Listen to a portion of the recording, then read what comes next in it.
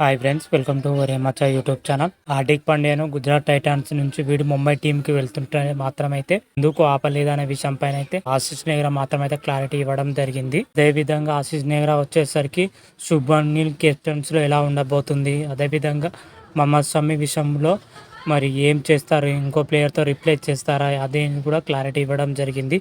మొత్తం మీదుగా వీటి గురించి పూర్తి డీటెయిల్ తెలుసుకున్న ముందు మా ఛానల్ సబ్స్క్రైబ్ చేసుకోండి, పక్కన ఉన్న బెల్ ఐకాన్ మాత్రం అయితే క్లిక్ చేసి పెట్టుకోండి. ఫర్దర్గా మేము వీడియోలు అప్లోడ్ చేసినప్పుడు మీకు నోటిఫికేషన్ వస్తుంది. ఐపీఎల్ 2024 వచ్చేసరికి ఇంకా 6 రోజులు మాత్రమే మిగిలిందని చెప్పుకోవచ్చు. మార్చి 22 నుంచి అయితే ప్రారంభంగా ఉంది. మార్చి 22న వచ్చేసరికి తొలి match defending champion Chennai super king royal Challengers Bengaluru మధ్య తొలి మ్యాచ్ అయితే జరగనుంది. ఈ మ్యాచ్ వచ్చేసరికి చెన్నైలో జరగనుంది. ఇప్పటికే ఐపీఎల్ కోసం అన్ని టీములు స్టార్ ప్లేయర్తో కలకలాడుతుందని చెప్పుకోవచ్చు.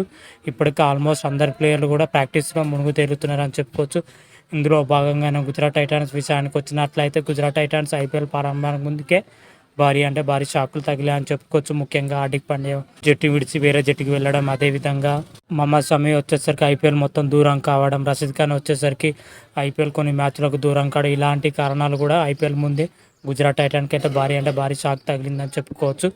అయితే మన హార్దిక్ పాండ్యా విషయంలో మాత్రమైతే గుజరాత్ జట్టుని విడి ముంబై జట్టుకి వెళ్ళడం పైన అయితే ఆశిష్ నెహ్రా మాత్రమైతే కీలక వ్యాఖ్యలు చేయడం జరిగింది. ముఖ్యంగా Gujarat Titan head coach Ashish నెహ్రాను ఈ విధంగా ప్రశ్నించగా, హార్దిక్ పాండ్యాను ఎందుకు ఆపలేదని ప్రశ్నించగా ఆశిష్ నెహ్రా వచ్చేసరికి గుజరాత్ టైటాన్ కొనసాగేలాగా హార్దిక్ పాండ్యాను మాత్రమైతే కన్విన్స్ చేయలేదని చెప్పడం జరిగింది. ముంబై ఇండియన్ జట్టు తప్ప ఏ ఇతర జట్టుకు పోయినా కానీ ఏదో ఒక రూపంలో హార్దిక్ పాండ్యాను ఆపేవాడిని మాత్రమైతే చెప్పడం జరిగింది.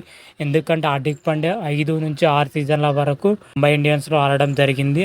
అందుకనే అతనిని ఎందుకు పోతున్నావు మాత్రమైతే అడగలేదు. అదేవిధంగా ఆగుమని కూడా చెప్పలేదని కూడా ఆశిష్ నెహ్రా మాత్రమైతే చెప్పడం జరిగింది. ఆశిష్ నెహ్రా క్లియర్ కట్గా చెప్పడం జరిగింది. ముంబై తప్ప ఏ జట్టు అయితే మాత్రం ఏ జట్టులోకి వెళ్ళినా కానీ అడిగే వాళ్ళని కూడా చెప్పడం జరిగింది.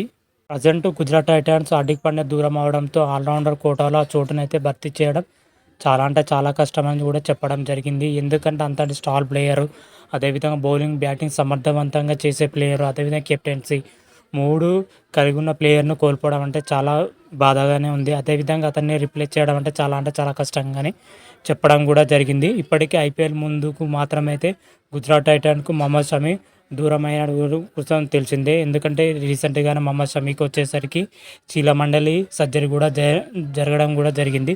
రీసెంట్గానే ఫోటోలు కూడా వైరల్ కూడా మారడం జరిగింది. అయితే రీసెంట్గానే మన మహమ్మద్ షమి గారు వచ్చేసరికి సర్జరీ జరిగిన చోటులో కుట్లిప్పినట్లుగా అయితే ఫోటోలు కూడా రిలీజ్ చేయడం జరిగింది. ఇప్పుడే గాయం నుంచి ఇప్పుడిప్పుడే కోలుకుంటున్నాడు మన మహమ్మద్ షమి వచ్చేసరికి. అయితే ఐపీఎల్ మొత్తం దూరం అయినట్లు కూడా తెలిసిన విషయమే. ఇలాంటి తరుణంలో మహమ్మద్ షమిని కూడా కీలక ప్లేయర్లు కూడా ఐపీఎల్ దూరం అవడంతో ఆ జట్టు భారీ నష్టపోతుందని కూడా చెప్పుకోవచ్చు. అతన్ని అదేవిధంగా మహమ్మద్ షమిని రిప్లేస్ చేసే ప్లేయర్ మాత్రమైతే లేరు. ఎందుకంటే డెత్ ఓవర్లో అద్భుతంగా బౌలింగ్ చేసే ప్లేయరు, అదేవిధంగా పవర్ ప్లేయర్లు అద్భుతంగా చేసే ప్లేయర్, సత్తా ఉన్న ప్లేయర్ మహమ్మద్ షమి. అలాంటి ప్లేయర్ను కోల్పోవడం అంటే చాలా బాధగా ఉందని అయితే ఆశిష్ నెహ్రా చెప్పడం జరిగింది. అదేవిధంగా కొత్త కెప్టెన్స్ శుభ్మన్ గిల్ ఎలా రాణిస్తాడో, ఏ విధంగా రాణిస్తాడో అయితే చూడాలి. నేను కూడా యువ క్రికెటర్ కెప్టెన్సీ ఎలా ఉంటుంది, ఏ విధంగా ఉంటుంది. ప్రజెంట్ అయితే శుభ్మన్ గిల్ వచ్చేసరికి 3 ఫార్మాట్లో అద్భుతంగా రాణిస్తారని చెప్పుకోవచ్చు. టెస్ట్లో కానీ, టీ20లో, వన్డేలో కానీ అద్భుతంగా రాణిస్తున్నాడు.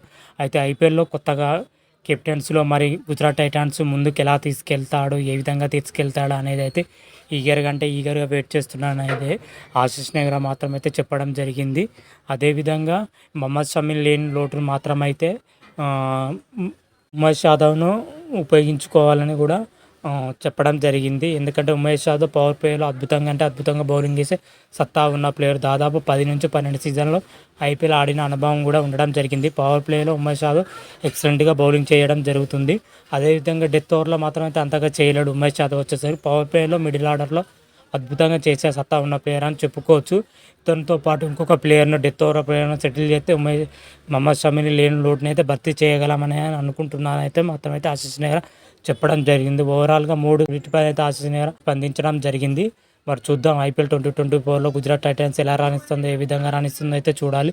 తొలి మ్యాచ్ వచ్చేసరికి ముంబై ఇండియన్స్తోనే తొలి మ్యాచ్ ఉండనుంది. వీళ్ళ తొలి మ్యాచ్ మాత్రమైతే తొలి మ్యాచ్ అహ్మదాబాద్ వేదిక అయితే జరగనుంది. అహ్మదాబాద్ వచ్చేసరికి గుజరాత్ టైటాన్స్ కొంత అనుకూలంగా ఉంటుంది, హోమ్ గ్రౌండ్ కాబట్టి. మరి చూద్దాం తొలి మ్యాచ్లో ఏ జట్టు సాధిస్తుంది, ఏ జట్టు విజయం సాధిస్తుంది అనేది అయితే తర్వాత వీడియోలో తెలుసుకుందాం. అంతవరకు మీకు ఈ వీడియో నచ్చినట్టయితే లైక్ చేయండి, షేర్ చేయండి. మరిన్ని వీడియోల కోసం మా ఛానల్ సబ్స్క్రైబ్ చేసుకోండి. పక్కన ఉన్న బెల్ ఐకాన్ కూడా క్లిక్ చేసి పెట్టుకోండి. ఫర్దర్గా మా వీడియోలో అప్లోడ్ చేసినప్పుడు మీకు నోటిఫికేషన్ వస్తుంది. హర హర మహాదేవ్ శంభో శంకర. Thank you.